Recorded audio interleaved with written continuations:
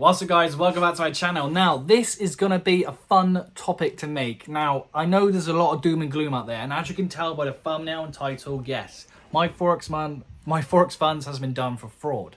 Now I don't want to be like smart ass about this, but I did say, I don't know what time last year, but I'll leave it here, the link above, right? So you can actually go and check, it'll be here somewhere, I don't know. You know how it is. You can go and check to see what I said about the review, okay? And on that review, a little snippet of it, it was, why do they make you lose if you finish in profit, right? And that's why I never chose my Forex funds. That's why I never rated them. And I got a lot of hate from making that video as well, saying, oh, I was stupid only. Like, why would you leave a 10% profit running? Because one of the rules was you couldn't have 5% equity drawdown. Like, if I was up 10% and I move my stop loss up 5%, so if I price reverses on me and I get stopped out, I'll get stopped out of 5% in profit. And that violated the rules. And I didn't get that. It didn't make any sense. I'm like, well, if I'm closing in profit and I'm making money, why is that an issue? And it just screamed alarm bells for me at the time. I said what I needed to say, and I never used them because of that reason. Got some hate for it, right? But you can go see the videos for yourself. But now, after everything that's come out, it makes complete sense. Now, the industry in general, do I think this is a unique event with one company? No. I believe there's a bunch of companies out there that are scamming, that are committing fraud, that are saying they are brokers, that are saying they are regulated, that are saying that when we win you, or when you win we win. I feel like there's a lot of people playing the same game as my Forex funds and just taking a huge amount of cash out of the game, and I wouldn't be surprised. But don't forget, this happens all the time. Is my Forex funds a Ponzi scheme? Yes. Is there a bunch of other Ponzi schemes? Yes. Will this completely destroy the prop firm industry altogether? No. It makes too much money. What this will do, it will weed out the scammers. It will make it a lot harder for people to try and make a Ponzi scheme without paying a lot of money for regulation and all that stuff, that legal stuff they need to have. Will they change the wording on their websites to make sure that you know that, hey, we are not regulated. Hey, we are not regulated broker. Hey, we pay out from people failing challenges. Like, they will have to say that if the regulations come in. And that's a good thing for us as traders. That means that when a prop firm is there and it is regulated, it's good for us. Like, it's safer for us to trade. Like, yes, it might be more expensive. Yes, it may be harder to pass. Yes, it may be less competitive because of the regulation. There's less people in. There's maybe the top 10 prop firms out there that actually get their act together, get all the legal documents together, stop messing people around. But again, I still don't think that's a bad thing. At the end of the day, prop firms are just a tool to build up your personal wealth anyway. Use a prop firm to build up your personal account. It's never like, I feel like people have put all their eggs in one basket. They put their full trust in one company, going, oh, I'm loyal to one company. But it doesn't make any sense. Like, why are you loyal to a business when a business isn't loyal to you?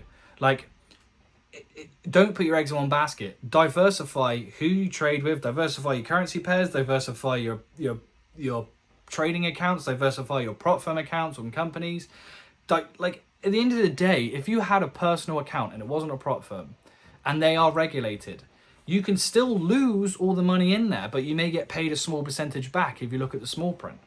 If you have a personal bank account that you maybe got Lloyds, NatWest, HSBC, whatever, you will see on the small print, if this bank goes bust, we have only got to pay you out up to X amount. So if you've got $1 million in there, we can only have to pay you out 85 grand, for example.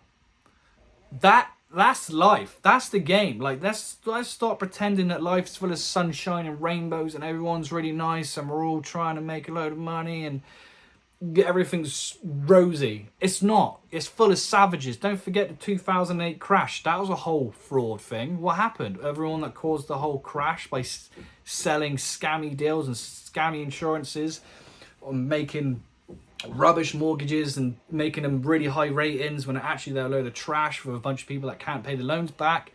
Yeah, that's fraud. Did all the banks shut down? No. Only one or two took the blame and the rest got bailed out. Like, this is the life we live. Like, why are we surprised that this has happened in a prop fund space that isn't regulated? It's gonna happen. But when the regulations do come in, it will be better. And there's a lot of people out there going doom and gloom about this, going, I told you so, prop firms are bad and all this stuff. And prop firms aren't bad. You're going to get bad apples and everything. So I feel like it's just like the whole, oh, I'm going to do doom and gloom because it gets the most clicks. Like, why are people surprised? Like, we kind of, if you're being honest with yourself, you must be acutely aware that, one, you're not on a live account. It still says demo. And they say that they put your trades onto a live account that they trade for you, but they don't show any evidence of that. So already this should be alarm bells in your head saying, hey, this probably isn't the case. Like, I kind of knew from day one that the payouts would be paid from the losers, which is technically a Ponzi scheme. You're paying old investors back from new investors, right? Or new investors losing money. Like, at the end of the day, personally, let me know in the comment box down below if you actually give a crap where the money comes from, as long as you get paid. Like, I wouldn't be surprised if all the payouts that you see in all these prop firms were from failed accounts until too many people made a lot of money and they had no one else to pay it out with and then it went bust. Like, this has already happened in the past with funding talent, right? I think that's the right name. Correct me if I'm wrong. I'm sure you will. But this went bang. Everyone was doom and glooming then. Did the prop firm industry crash? No, it like quadrupled in size, right? So with regulations coming in, is the prop firm industry going to crash? No. It's too powerful, it makes too much money, and to be honest, it would be the worst thing ever for us traders if the prop firm market did go away, because then we have to go back to like building up an account 4, 5, 6 years, right? Rather than getting access to a 100k account. Now, what might happen is what I can see happening is it kind of like they do in the casinos, right? So maybe there's a cap of how much they can pay you out. Maybe they can say, hey, you can only get up to a 200k account, and on the payouts, the maximum payout you can get maybe 50k. Like, that might be something they come in, because let's say that there's a certain amount of risk that that prop firm can handle. There's a certain amount of capital and liquidity that that prop firm has. Let's say that, okay, we have roughly 10 million a month coming in from failed challenges. And let's just say that we have 100 million on the back end, just in case, right, someone gets an insane payout and we can go into our reserve funds and pay them out so they don't lose. That may be a thing. At the end of the day, as a trader, do you care where their money comes from unless you get paid out? I don't care. I don't care if it comes from failed challenges. Just give me my money that I'm owed. I literally don't care. Like, I don't care if I get a live account, because I knew from the start I was never going to get a live account anyway. And let's be honest, are they going to give you access to a 100k live account when you can literally just click the withdrawal button and just take the money for yourself anyway?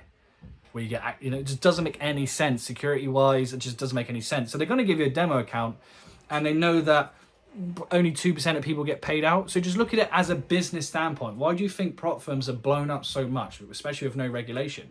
If they know that they give a challenge out and they know that 90 or 70% of people will fail phase 1, so only 30% of people pass, maybe 40% of people pass phase 2, right? And then only 2 to 3% of people may actually get a payout. But think of how much money they've made on phase 1 and phase 2 failures first.